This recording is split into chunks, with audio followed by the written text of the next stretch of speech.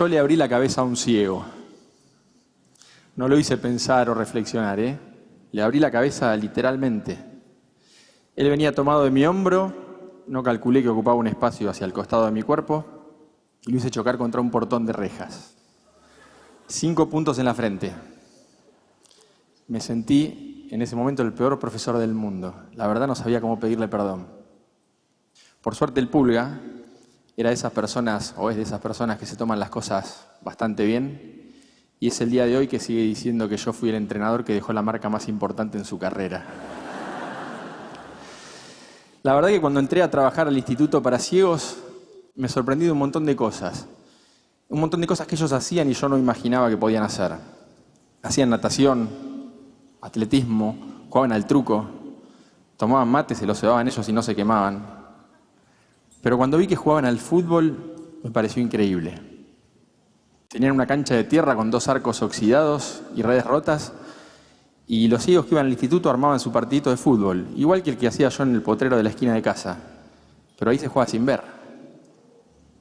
La pelota tenía un sonido para que puedan localizarla.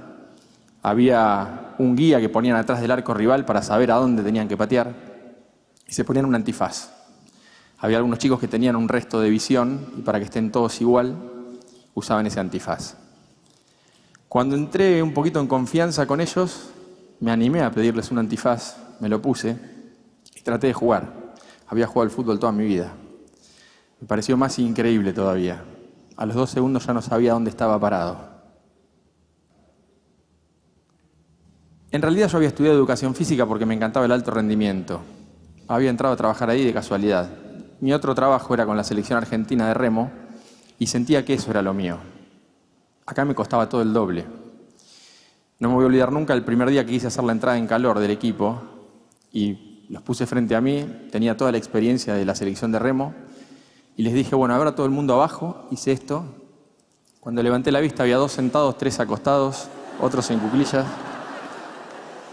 ¿Cómo hago para hacer lo mismo que estaba haciendo allá, acá? Me costó bastante. Empecé a buscar herramientas, a aprender de ellos, de los profes que ya trabajaban con ellos. Aprendí que no podía explicar una jugada en un pizarrón como hace un técnico, pero sí podía usar una bandeja de plástico con tapitas para que me interpreten a través del tacto. Aprendí que ellos también podían correr en una pista de atletismo si yo corría con ellos tomado de una soguita. Entonces empezamos a buscar voluntarios que nos ayuden a correr con ellos. Y me fue gustando y le fui encontrando el objetivo y el sentido a la actividad. Me costó, al principio era incómodo, pero me propuse superar esa incomodidad. Y llegó un momento que fue, de todos mis trabajos, el que más me apasionó. Creo que fue ahí cuando me pregunté por qué no podíamos ser nosotros también, con los ciegos, un equipo de alto rendimiento. Claro, faltaba la otra parte. Había que ver qué querían ellos, los verdaderos protagonistas de esta historia. No iban a alcanzar ya las 3 horas en la canchita esa de tierra que hacíamos fútbol. Había que entrenar de otra forma. Empezamos a exigir y la respuesta fue magnífica. Pedían más. Entendí que ellos también se estaban preguntando por qué no podían ser de alto rendimiento. Cuando nos sentimos preparados, fuimos a golpear las puertas del CENAR, el Centro Nacional de Alto Rendimiento que tenemos aquí en este país. Nos costó bastante que nos abran, pero nos costó bastante más que los otros deportistas que ya entrenaban ahí nos consideren pares. En realidad nos prestaban la cancha solamente cuando ningún otro equipo la usaba y éramos los cieguitos. No sabían todos qué hacíamos ahí adentro. El Mundial 2006 fue una bisagra en la historia del equipo. Era la primera vez que se hacía en Buenos Aires y era nuestra oportunidad de mostrarle a los nuestros lo que veníamos haciendo hace un tiempo. Llegamos a la final, veníamos creciendo como equipo y en la final del otro lado estaba Brasil. Había sido el mejor equipo del torneo. Ganaba todos los partidos por goleada. Casi nadie confiaba en que nosotros podríamos ganar ese partido. Casi nadie menos nosotros. En la concentración, en el vestuario, en cada entrenamiento, había olor a campeón. Le juro que ese olor existe. Yo lo sentí varias veces con el equipo, pero recuerdo particularmente el día anterior a jugar esa final. La Asociación del Fútbol Argentino nos había abierto las puertas y estábamos concentrados en AFA, donde concentraba Perón, Higuaín, Messi. Para nosotros era sentirnos una selección de verdad por primera vez. En la charla técnica el día anterior, 7:30 de la tarde, estábamos en el salón y un mozo golpea la puerta, interrumpiendo la charla, para proponernos ir a una iglesia. Nos vino a invitar a ir a una iglesia. Yo trato de disuadirlo diciéndole que no era el mejor momento, que lo dejemos para otro día. Y él insiste diciéndome que por favor los deje llevar a los chicos a la iglesia porque ese día iba un pastor que hacía milagros. Le pregunté con un poquito de miedo a qué milagro se refería y muy suelto me dijo: profe, déjeme llevar al equipo a la iglesia, que cuando volvemos estoy seguro que la mitad ve.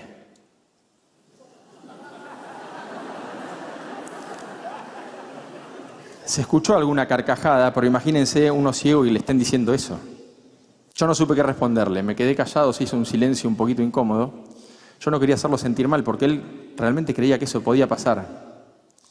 Y me sacó de ese apuro uno de los jugadores, que se levantó y muy seguro le dijo: Juan, así se llamaba el mozo, Gonza ya te dijo que no es el mejor momento para ir a la iglesia. Pero déjame aclararte otra cosa. Llegamos a ir a esa iglesia y yo cuando volvemos estoy entre la mitad de los que ve, te recago a trompada porque mañana no puedo jugar el partido.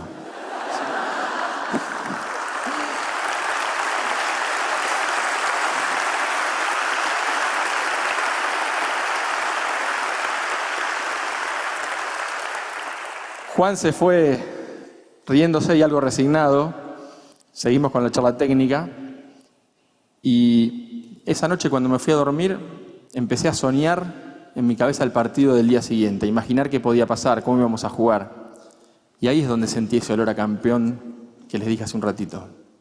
Porque en ese momento yo sentí que si el resto de los jugadores tenían las mismas ganas que Diego de jugar ese partido, no podíamos no ser campeones.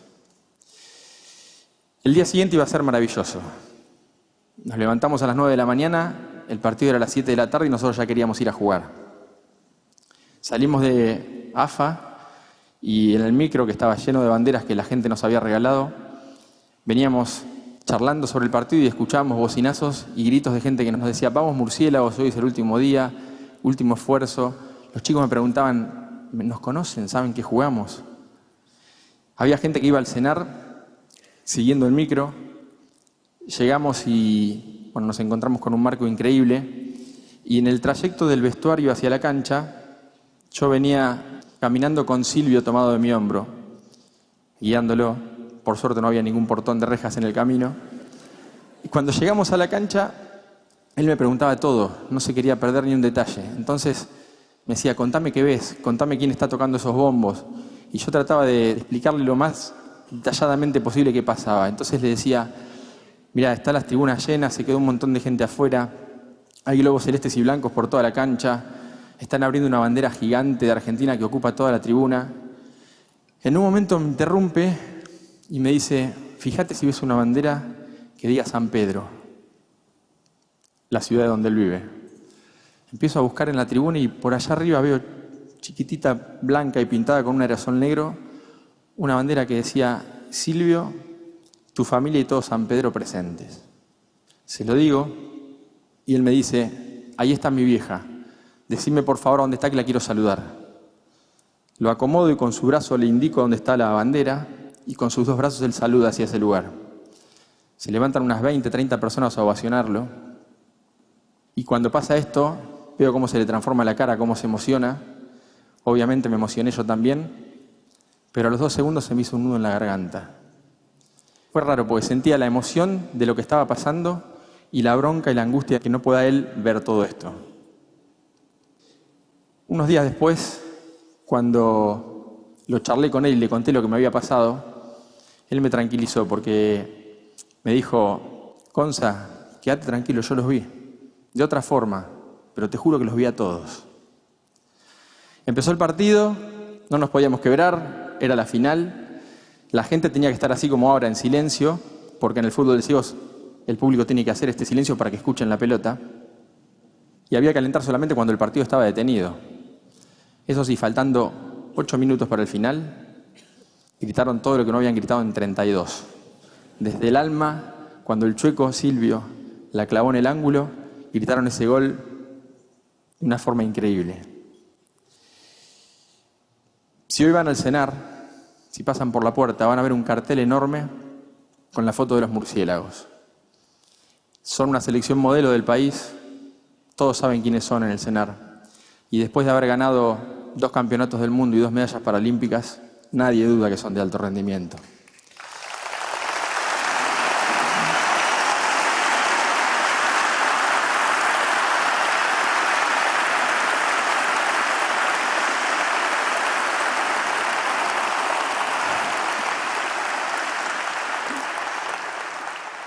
Tuve la suerte de entrenar a este equipo, primero como preparador físico, después como director técnico durante 10 años. La sensación que me llevé, o que tengo, es que recibí muchísimo más de lo que les di. El año pasado me propusieron entrenar otra selección, la de Power Chair Fútbol. Es una selección argentina de chicos que juegan al fútbol en sillas de ruedas. Son sillas de ruedas motorizadas que manejan con un joystick porque no tienen fuerza en los brazos como para impulsar una silla convencional. Les ponen como un paragolpes, como una defensa a la silla que además de proteger sus pies, les permite patear la pelota. Es la primera vez que ellos dejan de ser espectadores para ser protagonistas. Es la primera vez que sus papás, sus amigos, sus hermanos los pueden ir a ver jugar a ellos. Para mí es un nuevo desafío. De vuelta a la incomodidad, la inseguridad, los miedos de cuando empecé con los ciegos. Sí lo enfrento con más experiencia. Creo que por eso desde el primer día los trato como deportistas dentro de la cancha y tratando de ponerme en el lugar de ellos afuera, sin ningún prejuicio, porque como se los trata naturalmente es como mejor se sienten. Los 2 equipos juegan al fútbol, era algo impensado para ellos. Tuvieron que adaptar las reglas para poder hacerlo, ¿sí? Y rompieron los 2 equipos con una misma regla, precisamente la que decía que ellos no podían jugar al fútbol. Cuando uno los ve jugar, no ve discapacidad, ve competencia. El problema es cuando termina ese partido y dejan la cancha y salen a jugar nuestro partido, en una sociedad que establece reglas que los tienen muy poco en cuenta y que no los cuidan. Yo aprendí del deporte que la discapacidad depende en gran medida de las reglas de juego. Por eso creo que si cambiamos algunas de las reglas de nuestro partido, les podemos hacer la vida un poco más fácil a ellos. Todos sabemos que existen personas con discapacidad, las vemos a diario, pero tal vez al no tener un contacto directo con ellas, no somos conscientes de la problemática que enfrentan día a día. Lo que les cuesta subir a un colectivo, conseguir un trabajo, bajar a un subte, cruzar una calle.